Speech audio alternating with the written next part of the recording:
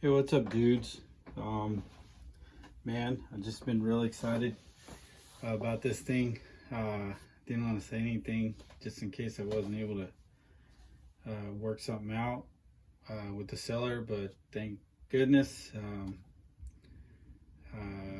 he agreed to cut me some slack on this thing. So it's finally arrived. Just got it today.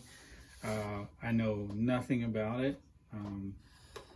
Only maybe what I've seen on Jason's channel. I think he's done a video at True Vintage. I think he did a video on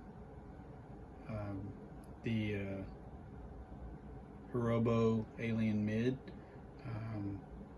I don't know if that's one of his older videos or if that was something more recent, but anyways, I know I saw it there first, and I've been watching this one on eBay for, man, what's got to be 2 or 3 months now, and I just figured by the time I managed to get the money together, it'd be, you know, somebody would snag it. But thankfully it was there, made an offer, got the deal done. The seller shipped it so freaking fast. I think I literally bought it maybe Thursday and it's now Tuesday, so even with the holiday weekend, got this guy. I don't know. I mean, there's a couple of videos on YouTube, but I haven't seen a lot of information in detail on it. There's another surprise. It's kind of similar to this. If you guys watch eBay, you might know that this guy had a brother that was also up for auction. Managed to nab that one too, but I imagine it's going to be a really long time before it gets here. So anyways, we'll kind of focus on this one for now. I don't have this body down on the chassis very well, but that is a pretty unique looking body, isn't it? Pretty crazy looking. This is my first time ever seeing one of these in real life, so I'm kind of learning as we go here. But super cool body. Just needs a little dusting.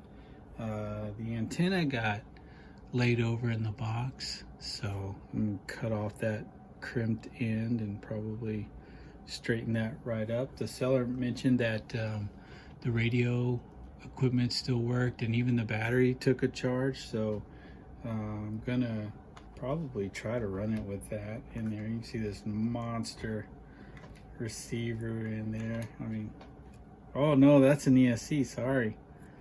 Wow, dude, that's an oldie but goodie right there, so that's cool. Now that I mention it, or now that I think about it, I did see that in the picture.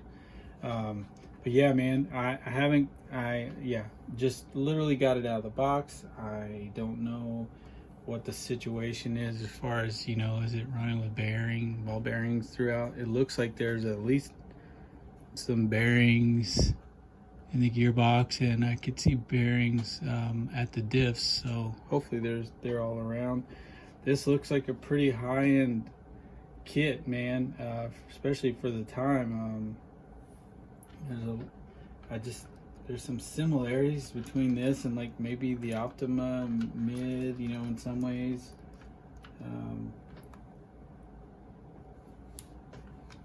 This front shock, I could feel it was leaking goo out in the bubble wrap, so I'm gonna have to take a look at that guy. But it's all, looks like Slimer got a hold of it. But man, I know the seller mentioned that it had been run before, but I mean, no joke. Like there's just not a scratch on this thing. This spent its life, or at least most of it, perched atop a shelf. Oh, is that, maybe that's a little tiny scuff, which is, you know, what it'll do here as well. But certainly we're gonna get this thing fired back up. I'll take a look at everything, make sure it's all tightened up, and we'll give it a spin at least. I don't know about in the dirt. I want to, I hope so, but we'll see. It's got that kind of unique steering mechanism on there, just like its brother. That's pretty cool. Maybe we'll get a closer look at this one. Look at this when I get this thing apart a little bit. One thing I always thought was kind of strange is this top deck. I mean, it's just, you know, it looked flimsy to me, and seeing it on Google and stuff all the time, and indeed it is. I mean, there's just not really a whole lot there. I guess it's not so much for rigidity, but more just looks like more just to give you a place to mount your on-off switch and your antenna. Yeah, there's not much going on. I know that on this car the drive belt is actually all underneath, or all at the bottom of the chassis, or maybe it's fully underneath. Yeah, maybe it's, you know, coming and going, so you don't have that upper belt to deal with. You don't have all those clearance issues you run into with a lot of four-wheel drive belt driven kits. But yeah, man, I was really excited to show you guys this thing. Wish I could tell you more about it, but I don't know. I did get a manual, which I'll be glad to go through.